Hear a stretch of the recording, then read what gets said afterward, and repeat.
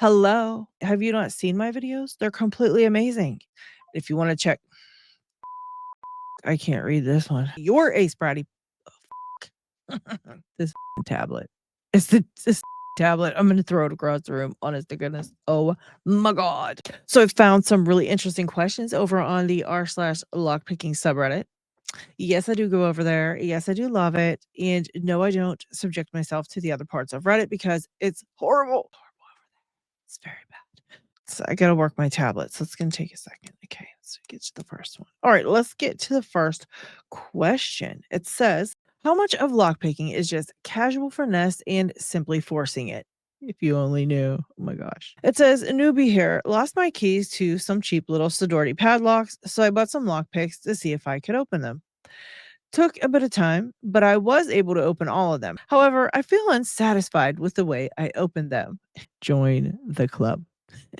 From frustration, I just put the pick in there and aggressively maneuvered it around to get him open. Feel like it's not the correct way to do it, especially since I can't do it consistently. Is it just more practice I need, or is that how lockpicking just sometimes is? Don't forget to like. I would say yes and no. So when you're starting into lockpicking, it's like 98% luck, 2% skill. Okay. And by the time you get into locks with like a secondary locking mechanism, it's more like 98% skill and 2% luck. So as you're learning how to pick and learning your skills, the luck part of it kind of goes down. And yes, at first you will have to be bumbling around in there like a fool because you don't know what's going on. But as you kind of learn what's inside the lock and start learning where everything is and what it is you exactly did to get your lock open, you're going to have to just fumble around.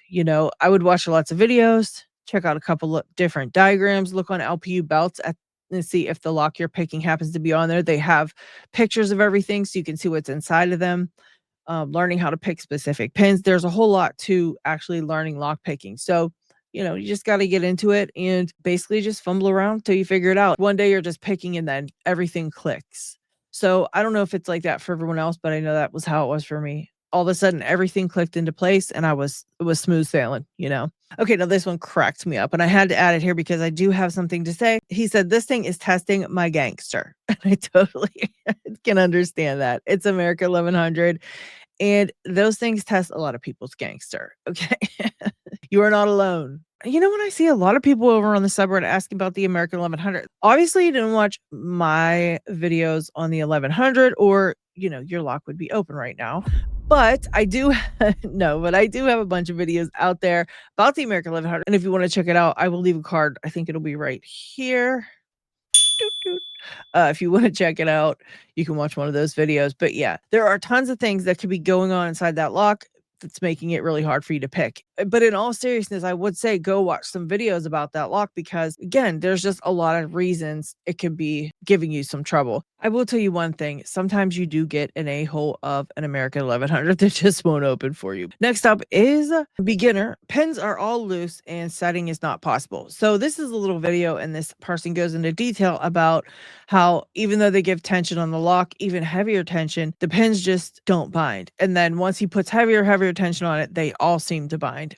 All right. So with this one, I can say I've had trouble with a couple different locks like this. And each time they've been super low quality, very poor tolerances, and just very poorly made locks. And a lot of times, if I keep having trouble with them, I don't even mess with them anymore. I just throw them away or I put them in a drawer and I don't even bother with them because they're just really, really badly made. And sometimes they're just impossible to pick. So I would suggest that you just give it another couple tries. And if you are still having trouble, just, put it aside and go find another lock to pick because it can really mess with your confidence. It can make you feel like you don't know what you're doing. It can make you feel like you suck at picking, like all those things. So don't spend too much time on it and don't let it get you down. All right. The next one I found is first try its bullpens and I'm pulling my hair out. I can only get a false set occasionally when raking. Pins 2 and 3 both seem to bind equally. I get the slightest click on them both by barely lifting them, which seems to match the key. After that, the rest of them feel loose. The 5th pin is really high set after the low middles, but I don't feel like I'm hitting them. Is the one non-spool pin always supposed to be the first to set? I'm kind of lost on what to do now and trying the same things over and over ad nauseum. So there's a few different things with this. First of all, I'm identifying this as an ace brass body padlock, and I can honestly tell you that sometimes you get a super cursed ace brass body padlock, okay? I've seen just as many people saying how wonderful they are as I've seen saying how shitty they are, because sometimes you just get a really bad one. So I have 2 of these. One of them is super easy to pick, and one rarely opens for me. It's that annoying, okay? And it's the same lock. It's the same model of lock. It's the ace brass body padlock. And so with that, I can say that some of them are completely and totally cursed. But before we jump to conclusions about your ace brass body padlock, we need to go over a couple of things. Pins 2 and 3 seem to bind equally, and they get the smallest little click, and then suddenly everything goes mushy. The biggest thing I'm noticing here is everything going mushy, because everything goes mushy when you overset a pin. So you're oversetting one of those pins. It's worth it to note that when you have a no lift pin, meaning a pin that doesn't need lifted at all, it can often feel like a binding pin. And so maybe pin 2 or pin 3 is a no lift pin, and you are just oversetting it, because if everything's going mushy, you're definitely oversetting something. I would say if pin 5 is a higher set pin, maybe get a longer hook. That way you can go around those 2 pins in the middle, and then you won't be accidentally hitting them when you're trying to pick that 5th pin. Also, I really wouldn't worry about the key in this instance. Yes, you can kind of look at it if you're having a lot of trouble picking a lock to see if there's maybe something in it that happens to be a no lift pin, but I really wouldn't worry about matching what you're doing inside the lock to what you see on the key, because it can be confusing. You should only deal with what you're feeling inside the lock and not what you're seeing on the key, because sometimes you'll see something on a key and that's not what the lock did. I'm telling you. It can really mess you up. If you get used to seeing the key all the time and going by the key, then when you don't have a key, suddenly you're not going to be able to pick the lock. So just don't worry about the keys, especially when you're first starting out. Is the non-spool pin supposed to be the first one to bind? It doesn't matter what's the first to bind. Just pick whatever's binding. It really, really doesn't matter, because if there are more than one pins that are binding and you pick one and it happens to be wrong, it will eventually drop when it's time to pick it again, and then you can pick it again. I think you're just kind of overthinking it a little bit, and I wouldn't worry about any of that stuff. I would just pick whatever's binding and you'll be fine. But just keep an eye out for either pin 2 or pin 3. And if you touch it and then everything goes mushy, that's the pin that you're oversetting. So try not to touch it the next time, or don't lift it as high the next time around, that kind of thing. All right. Oh, here we go. So I added this one in because we need to address this issue straight away. It says looking for picks. So I'm new and I'd like to get into this because it seems really cool. It is. Was wondering if I could benefit from the wealth of knowledge here, and that I'm looking for a good set. I think he means a pick set. I've looked at covert instruments, but I've seen they're not rated well here. Excuse me? Excuse me?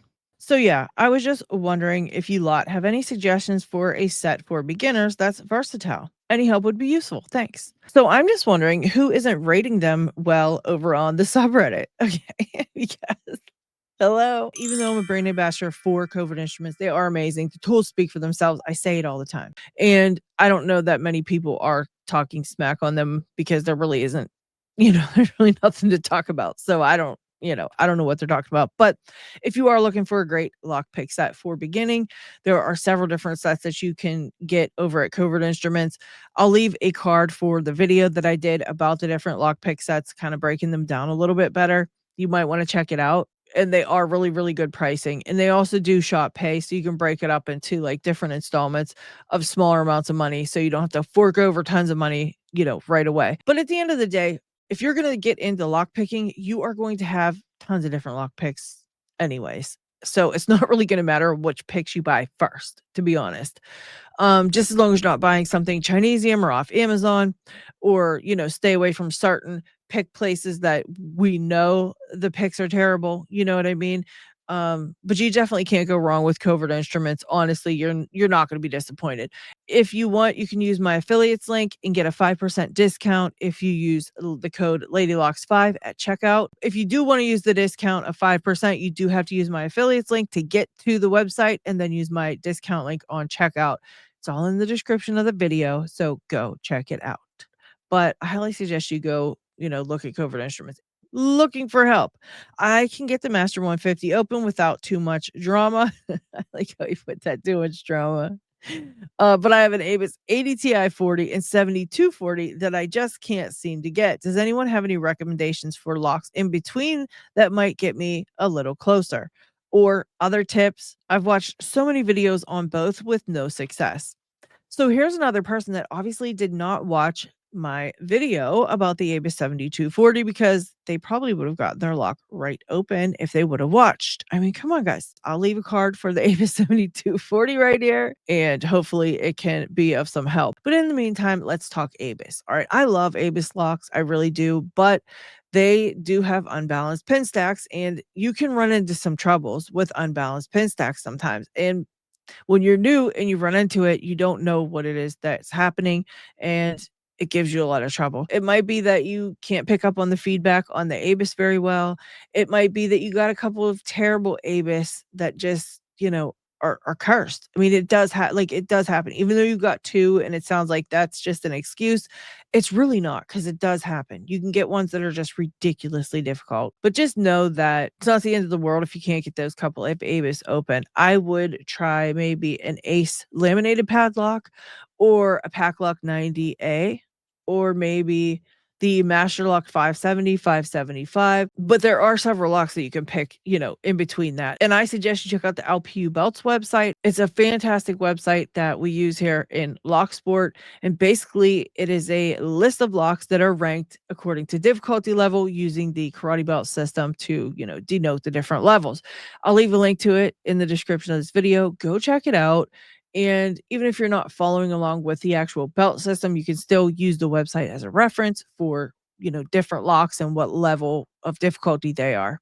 And it does help when you're in a situation like this. On a scale of 1 to 10, this is a good one. This is a good one. And Lockcracken tagged me in this one because he says I use super heavy tension. But let's see. All right. So on a scale of 1 to 10, how much pressure are you using to push up on the pins? 10 being pushing very hard. Find myself going to like an 8 a lot, and I'm not sure how much pressure I should be using. So if you're on a scale of 1 to 10, you should be using like a 1 or 2 to start out. Okay. An 8 is really high. Lockcracken tagged me in this one and said that I use like a 13 or 14 or something like that, which I don't. You just can't use that much tension and expect locks to open. The tension has to be perfect, and it's different for every lock. You're going to want to start out light, and then you can add tension or release tension as needed as you're picking through a lock. Sometimes you might have to have heavier tension to find a binding pin, and then lighter tension to set a pin or set a spool pin or whatever. But you're going to have to fluctuate your tension while you're picking a lock. You shouldn't just be on 8 and, be picking away, because you're not going to get very many locks open at all. Okay.